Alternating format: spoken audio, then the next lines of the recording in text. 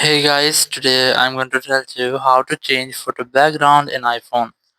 If you're using any iPhone and you want to change or remove any photo background, so let's see how can you easily do that.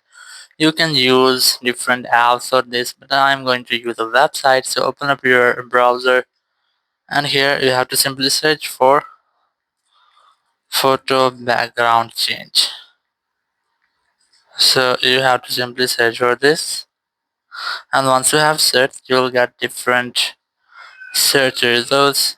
I'm going to use this website. This is for Chrome, so you must have to open the website, and here you just have to upload the photo of which you want to change or remove background. So I'm going to select, simply tap on start from a photo, and here you have to tap on the photo library or take photo if you want, but I'm going to select any photo from my library, and I'm going to select this photo. Simply tap on this turn option, and once you have selected, it will automatically remove the background from photo. Or if you want to change the background, you can easily change your photo's background from here. There are different colors. You can easily select which one you want.